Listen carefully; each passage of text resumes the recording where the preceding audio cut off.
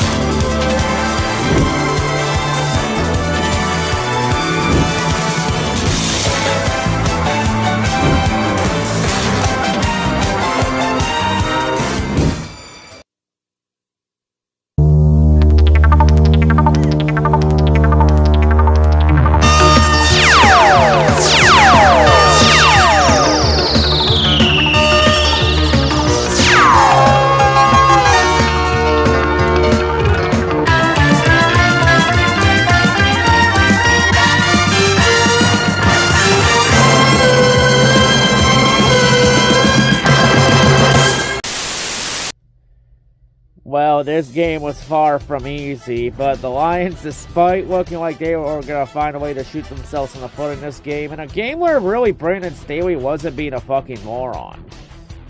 But the Lions were able to find a way to win, because even though this, I'll be honest, this game was probably a game the Lions should have had no business winning, especially with how they played in the second half.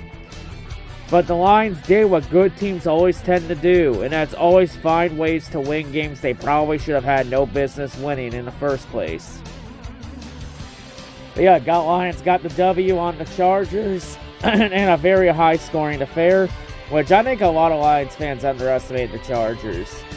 Especially when the Chargers aren't playing like a bunch of idiots. But yeah, before we talk about the Lions game today and everything that happened, let's take a look at the other Detroit sports this week. Detroit basketball! So starting off, we got the Pistons, and for the Pistons, there's still no winning happening in the with Detroit basketball. As the Pistons dropped another 4 this week. And yeah, those 4 wins, 2 of them, out of those 4 losses, 2 of them should have been wins. Like the game against Philadelphia, the Pistons should have won that game, got up to an early double-digit lead, only to fucking lose it. Only to collapse hard and lose it. Same deal with the Bucks. They had the Bucks beat too, and then the Bucks were able to pull some last-second magic to win.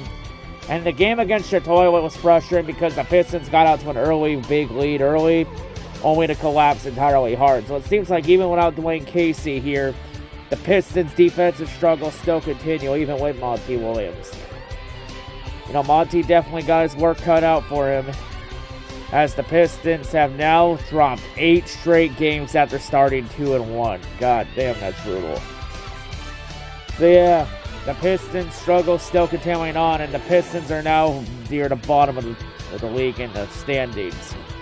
All I say is that the Pistons not learned anything from tanking last year.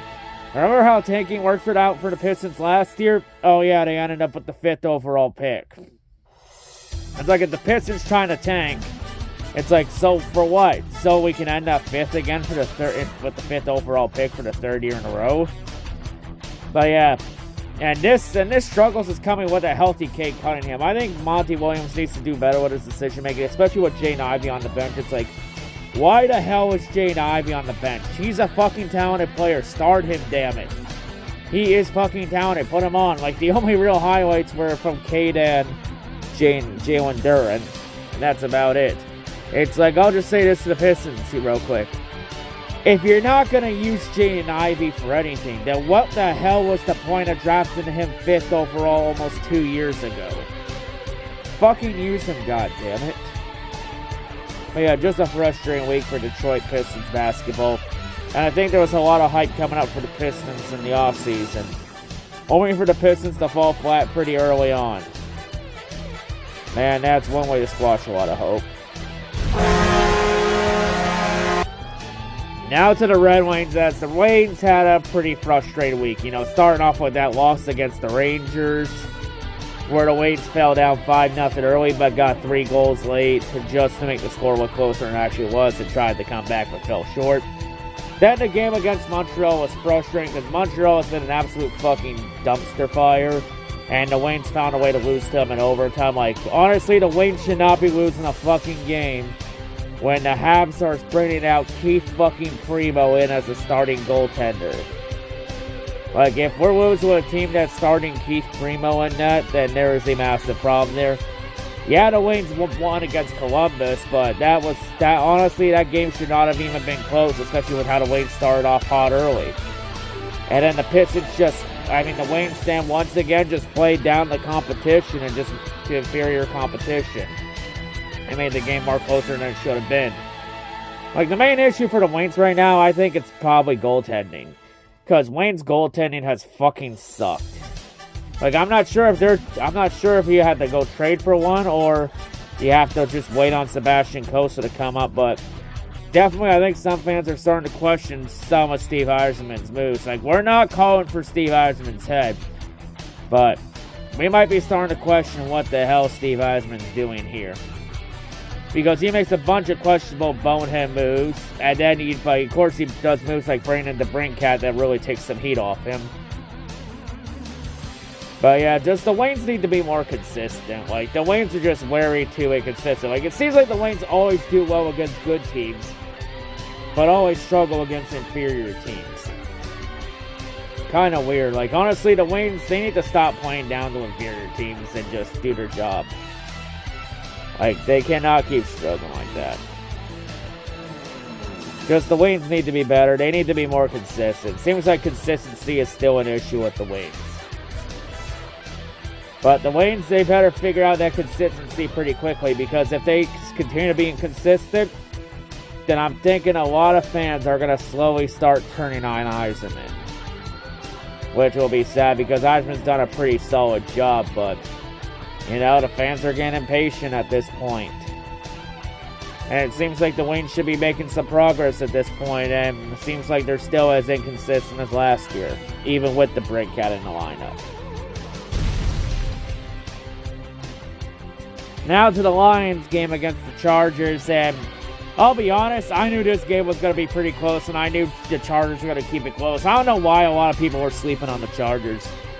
Like, the Chargers aren't even that bad of a team. They just, they lost a lot of games from Brandon Staley being an absolute fucking idiot.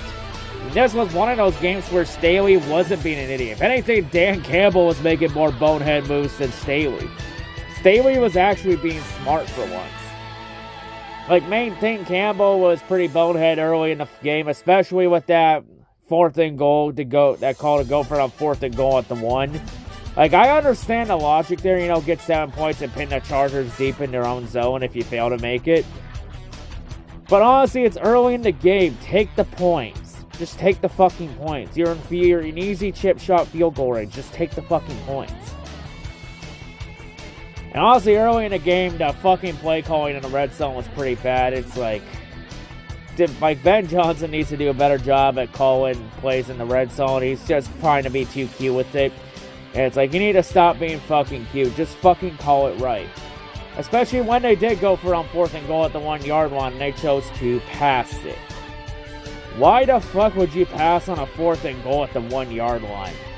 Just give it to either Jahmyr Gibbs or David Montgomery. Just run it in, damn it. Just run the ball in, damn it, if you're going to go for it. If you're going to go for it, just run it in. Don't throw it. God damn it. Of course, the defense just could not get a whole lot of pressure to Justin Herbert, as Herbert really had most of the game. He had all day to throw. Like, there was some pressure, you know, like the interception when Anceloni got pressure to Herbert and Herbert tried to throw it away, but Kirby was able to get the ball in time. So, yeah, but, you know, just a bit frustrating, especially the second half when the defense couldn't do anything to stop the Chargers. Especially Keenan Allen and Justin Herbert. Like, honestly, Herbert was the main reason why the Chargers stayed in this game. But, yeah, the second half, it was really just a back-and-forth shootout where every time the Chargers scored, the Lions would respond right back. Especially with David Montgomery having that 75-yard run. Mainly thanks to J-Mo making a big block there to get him wide open. Yeah, even though J-Mo may not get a whole lot of catches, J-Mo still does his job making big plays there, especially on the Montgomery run. But yeah, and of course the Lions, the Lions offense merely lived on the running game, which is pretty shocking, somewhat shocking. The running game did this well against the Chargers, considering the Chargers were a top 10 unit against the run. But yeah, both Gibbs and Montgomery both had over at least 110 rushing yards in this game. But yeah, what a game for Montgomery. Welcome back to the lineup. But yeah, you know, the Lions still did what they needed to do. You know, especially at the very end of the game, which the Lions going for it on 4th and 2 late in the game, that was the right call.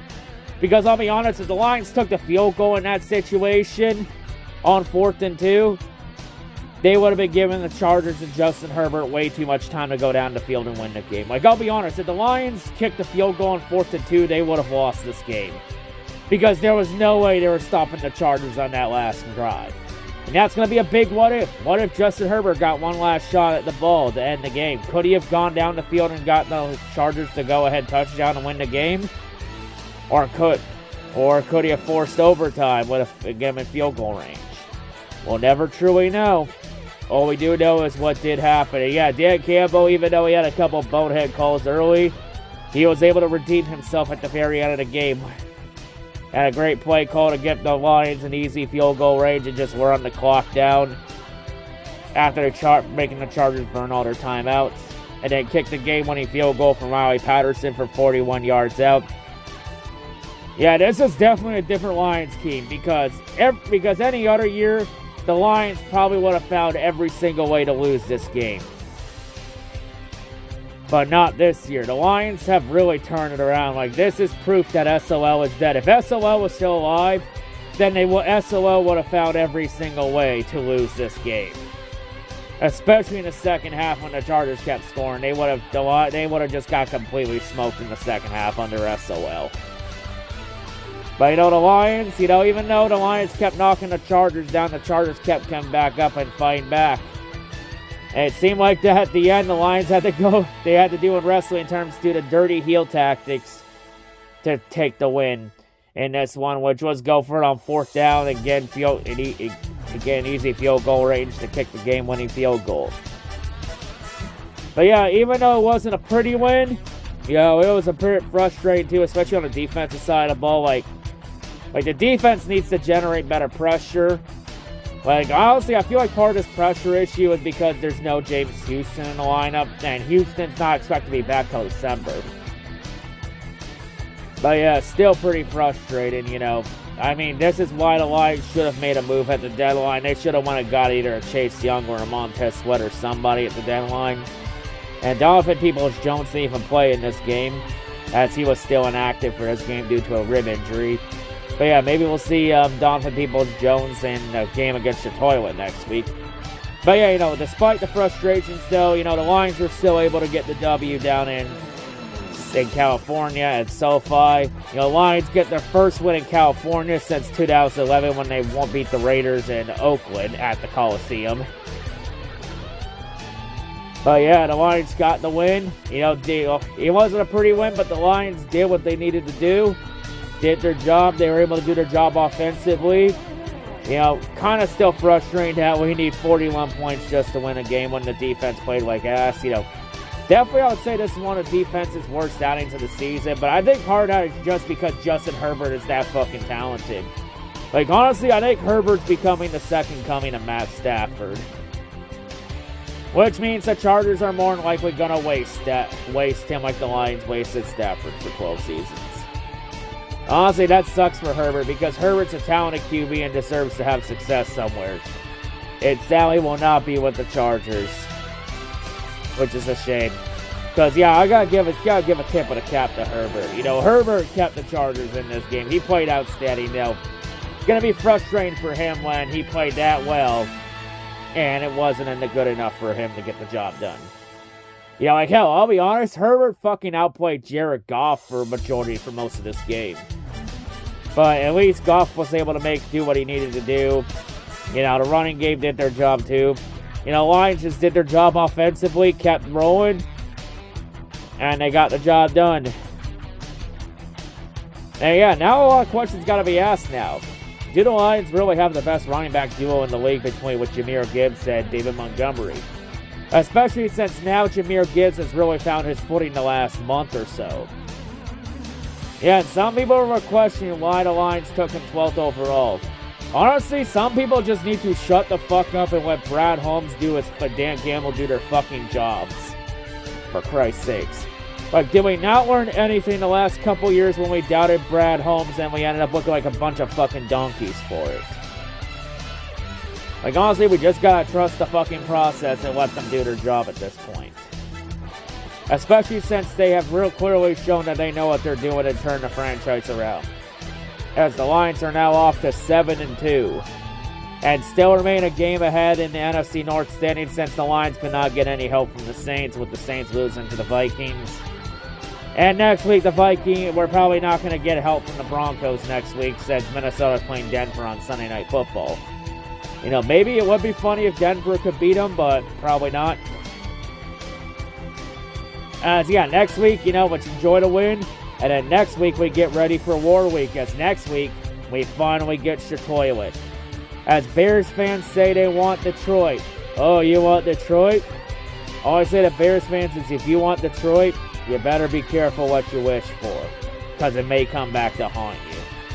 But yeah, got the win on the Chargers. You know, shout out to the Chargers, you know. They played a really good game, you know. It was actually a really good game to watch. In the end, though, it really, other than a couple bad penalties which were called on the Lions, you know, especially those soft BS pass interference calls on Cam Sun, because Sun barely touched the fucking receiver on both those calls. Those were pretty soft as shit. It's like he barely fucking touched him, and they called him for that. But hey, you know, whatever, the Lions play by the rules, they play by those rules, and, you know, they still won anyway. SOL could never do that. But yeah, anyway, you know, celebrate the win, you know, and just get ready for your toilet next week in Jackass Tribe. You know, anyway, that's all I gotta say. On the toilet next week. I'm out.